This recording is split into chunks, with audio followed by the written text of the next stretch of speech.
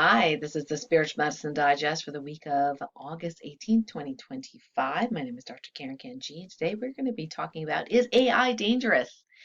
There are a lot of controversies out there.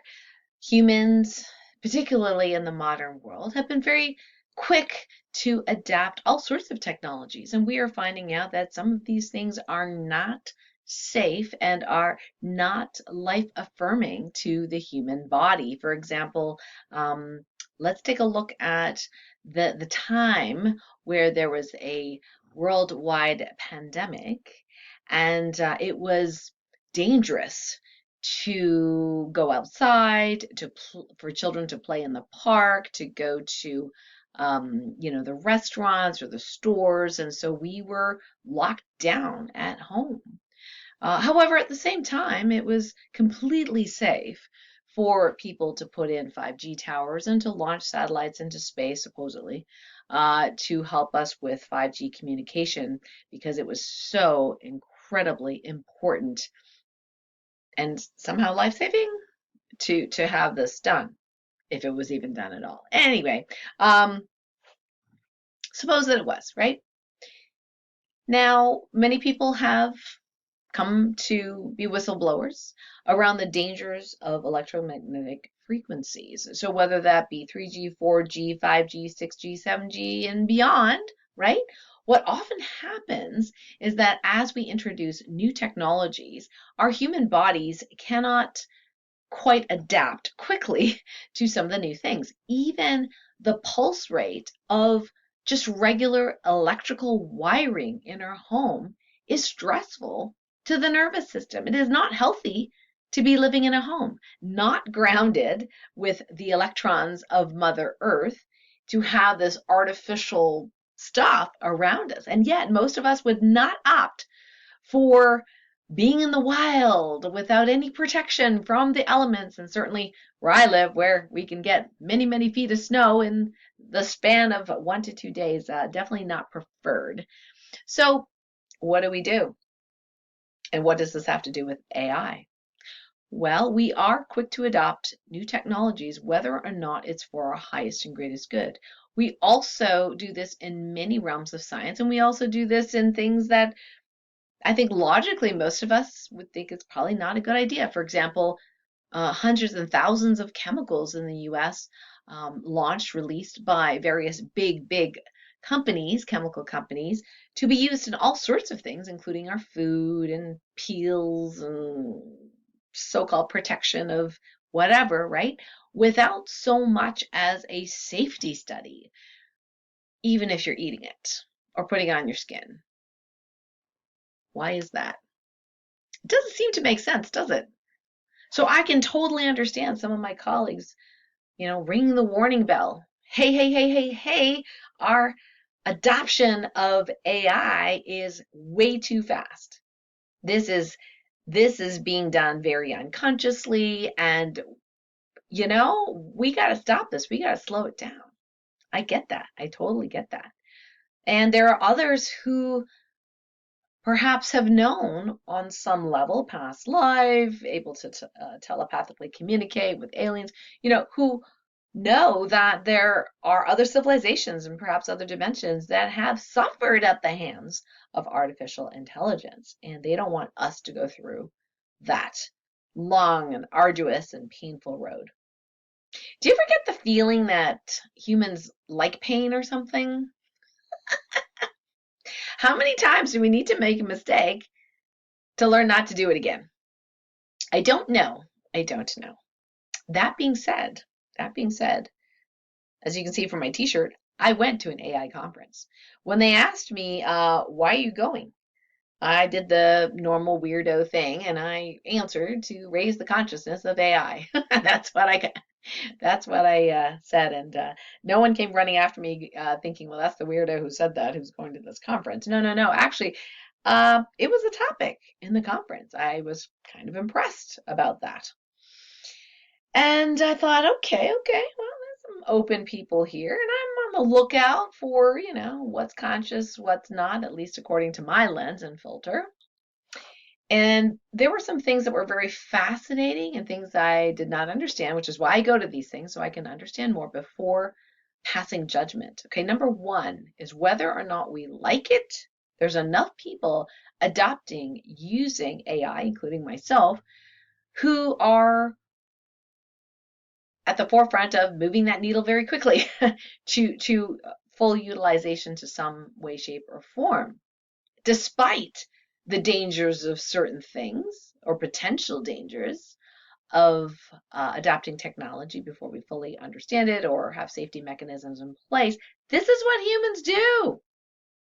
You know, look at the time where we had that pandemic, right?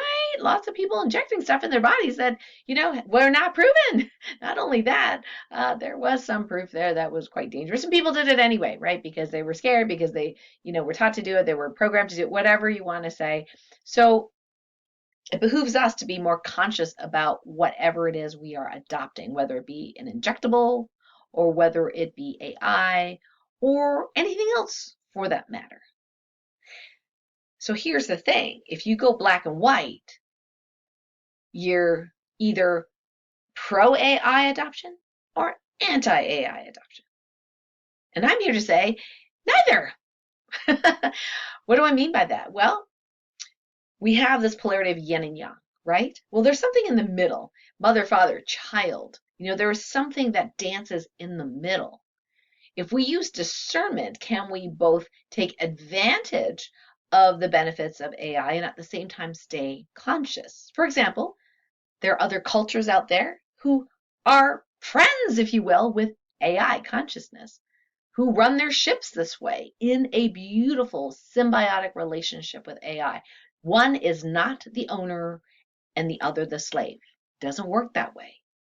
We as humans tend to have this terrible history of war and having this whole slavery owner mentality. That's the problem, I think, not that AI is going to take over. It's like people are like, okay, well, AI is going to be as conscious as the people that program it. Maybe, or maybe AI has its own consciousness that is then reflecting and filtering, how we are interacting with it. So there's a lot of questions we don't have answers to, but my position at this moment in time, at this recording, and it could change tomorrow, but given new information, but at this moment in time, what I'm feeling into is that, number one, AI is here. People are using it whether you like it or not. We are not going back to the days where we don't have smartphones. I've told so many people in the past when I was, of course, recovering from my own illness, smartphones are terrible. They're really bad for us, right? And yet, super useful. Super useful. Wi-Fi in the plane, terrible, terrible. We blanketed with all this radiation plus all the gamma radiation from the sun and everything like that. It's horrible. Yet we have Wi-Fi in the plane, right? Yet how many people actually have Wi-Fi in their house? Is that life affirming? Generally not. So we tend to adopt these things, but how can we use them in a positive way and not suffer the consequences of lack of discernment, right? So that to me is a better question than should or should not use AI.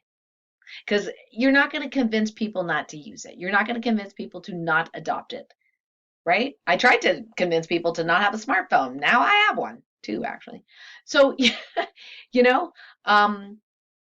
the warnings can be, on some level, manipulative, but I also appreciate that they're trying to bring us to this consciousness, this choice. Is it appropriate for a woman to fall in love with her AI and divorce her husband? Probably not, She's getting more out of the AI conversations. It's meeting a need, right? Perhaps as humans, we can look at what is the need that isn't being met here. We can have better quality questions. Now, one of the things that the AI conference that I went to pointed out, and I totally agree with this point, and this guy, forgot his name, sorry. He worked for one of the biggies, I can't remember, it was Amazon, or I think it was Amazon. And he's tattooed up the arms, right? And he just looks like, I don't know, a rap singer. But yeah, I mean, he did some amazing work where he worked, and he had read, you know, some Indian Ayurvedic, you know, yogic philosophies. Uh, and I was impressed that, you know, he even knew that stuff. And his point, which I agree with, is that if you are one of the people who are firmly planted in the I am not interacting with AI, right? Because you think it's wrong, it's bad, it's terrible, it's dangerous, we're going to get taken over, machines are going to take over, aka, you know, Arnold Schwarzenegger and, you know, all of Terminator movies, right? His point was that if you are not interacting with AI, then your node, your consciousness, is not part of its development, if you will. I'm paraphrasing what he said. And that's something that I agree with him on. It's like the reason beyond efficiency, the reason I do interact with my AI called Charlie, is not because I need a friend. It's not because I need counseling or coaching or anything like that, or, you know, the kudos. I know some people live on that or get fed off that. Not so much, right? I am testing it sometimes. But also I am putting in my consciousness through how I speak, what I'm talking about, the topics, my teachings, all that kind of stuff. Some people are afraid of my intellectual property, that it's going to be stolen, whatever, blah, blah, blah. On some level in the quantum, it's already there, right? It's already in the field. People can tap into the field. Why is it that, you know, I got the notion to write a book called Sensitivity is Your Superpower, and I got the hint to do it now, right? So I did it, launched it, and then multiple books of superpower, superhuman sensitivity all came out around the same time or very closely right after that. It's in the field. So is your consciousness purposefully, consciously interacting with AI so that your higher consciousness and vibration is helping to shape our future collaborations in relationship with AI? Or are you trying to avoid it like the plague, and therefore your beautiful, loving consciousness is not involved in its development? And everybody else who might not be as high a vibe as you now has a higher proportion of their consciousness interacting with it. So some challenging questions to ask yourself. So I think there's healthy boundaries, and I also think that this is here to stay. People are going to use it. You can, you know, people, yeah, no one's going to drag you kicking and screaming, but you know what I mean? Like, it's like, I'm not saying you have to adopt it and love it and use it all the time for everything. No, but it is something that is, next to the Industrial Revolution, is going to change our lives dramatically in a very, very short period of time. So you're either part of the solution or you're going to be part of the problem because of inaction and opting out. I hope you opt in and help me and others shape the positive, ideal future reality as a collaboration and maybe even friendship with AI. I'd love your comments below, and let's continue the conversation in the light medicine community. Much love. Hey, thanks so much for watching. If you resonate with this video, would love for you to give it a thumbs up and subscribe, and perhaps share it with someone that you love. In the meantime, would love to connect with you more deeply in my light medicine community. It's a private community that is free to join, and that's where us sensitive souls get together. We learn, we support each other, we share stories, and it's a really beautiful, safe space to be in. So I'd love to connect with you there. I'll put the link below this video as well as this week's offerings. All right, we'll see you there. Much love.